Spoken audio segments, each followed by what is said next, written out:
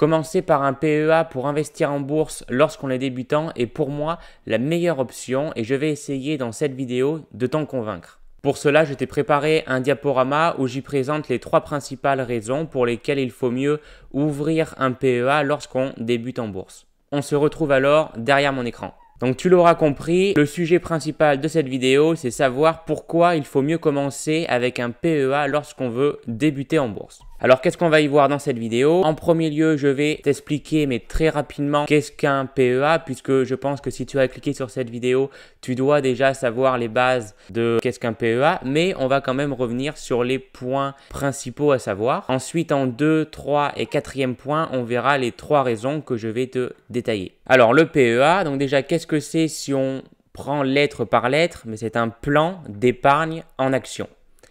Ce plan d'épargne en action, il permet d'acquérir et de gérer un portefeuille d'actions d'entreprises françaises et européennes. Il existe 2 PEA différents. Le premier, c'est le PEA classique, où tu as 2 choix pour ouvrir ce PEA, soit dans une banque, soit en assurance, mais tu n'as pas le droit d'avoir un PEA bancaire et un PEA assurance. Et à côté, tu as un autre PEA, par contre tu as le droit de le cumuler avec le PEA classique.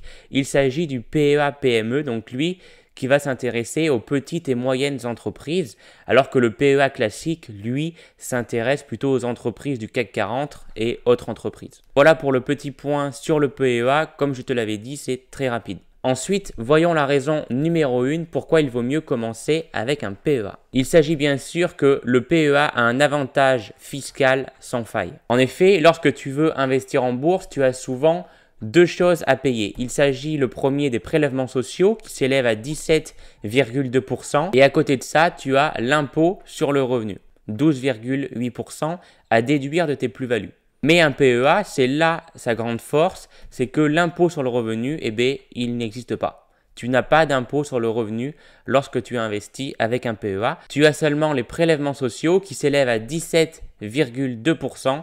Donc c'est très intéressant puisque tu as 13% de plus dans la poche. À présent, voyons la raison numéro 2. Il s'agit que ton PEA est bloqué pendant une durée de 5 ans.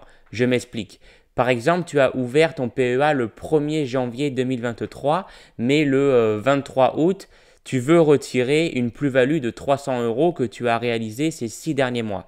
Et bien, si tu fais ça, si tu veux retirer ces 300 € de plus-value, tu as le droit, mais déjà d'une, tu vas payer la flat tax, donc c'est-à-dire les prélèvements sociaux plus l'impôt sur le revenu. Et en plus de ça, ton PEA sera clôturé.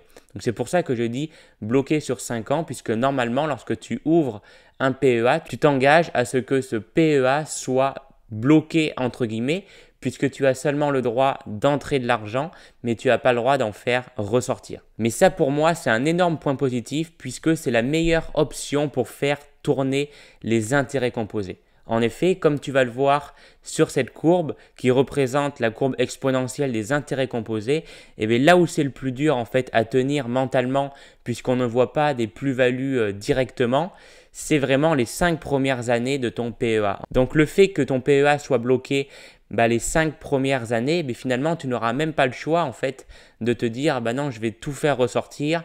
De toute façon les PEA ça rapporte pas assez. Là non, tu n'auras pas le choix. De 25 à 30 ans, tu peux juste faire entrer de l'argent, mais tu ne peux pas en faire ressortir. Et ce qui est intéressant, c'est qu'au bout de tes 31 ans, c'est là où tu vas commencer à avoir des résultats. Et donc, tu auras déjà adopté une habitude de faire seulement entrer de l'argent et de ne jamais en faire ressortir. Et donc ça, pour moi, c'est vraiment un point fort énorme puisque ça permet déjà d'avoir le mindset d'un investisseur, donc c'est-à-dire de voir sur le long terme. Et puis en plus, ça te permet de créer une habitude où tu vas seulement faire entrer de l'argent, mais tu n'en fais jamais sortir. Si jusqu'à présent, la vidéo te plaît, tu peux bien sûr la liker, la commenter et t'abonner à la chaîne puisque j'y partage tous les mois mes investissements en bourse, que ce soit dans mon PEA, mon compte titre, mais aussi en crypto-monnaie. Et de plus, j'y partage des vidéos conseils et d'explications sur l'investissement en bourse, notamment pour les débutants. Voyons maintenant la dernière raison. Il s'agit que le PEA est limité en actions en entreprise. C'est-à-dire qu'avec un PEA, tu peux seulement investir dans des entreprises qui sont basées en France ou en Europe. Donc par exemple, tu as le CAC 40, donc toutes les entreprises qui sont dans le CAC 40, les fonds comportant 75% minimum d'actions européennes, les ETF bien sûr, et aussi des actions de start-up et PME non cotées, bien sûr des start-up françaises ou européennes. Alors que si tu ouvres un compte titre, tu auras accès à toutes les entreprises du monde entier, comme par exemple les entreprises du S&P 500. Et donc ça, bien sûr, avec un PEA, tu ne peux pas le faire, tu peux seulement investir en France et en Europe. Et ça, encore une fois, pour moi, c'est un gros point positif de pouvoir investir que sur une partie du monde, puisque quand tu débutes, au moins, tu seras beaucoup moins perdu.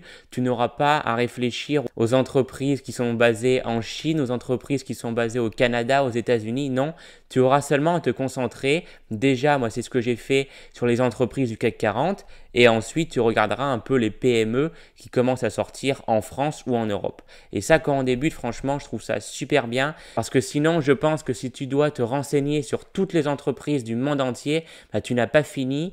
Donc, tu vas te perdre et peut-être au bout d'un moment te démotiver. Et ça, ce serait vraiment dommage. Cette vidéo touche déjà à sa fin, j'espère qu'elle t'aura plu. Comme je te l'ai dit, tu peux bien sûr la liker et la commenter, ça me fait énormément plaisir. Et en plus de ça, tu peux t'abonner à la chaîne où j'ai commencé il y a seulement un mois à faire des vidéos et je continuerai jusqu'à ce que la bourse me génère un revenu passif. Allez, c'était Dimitri, ciao.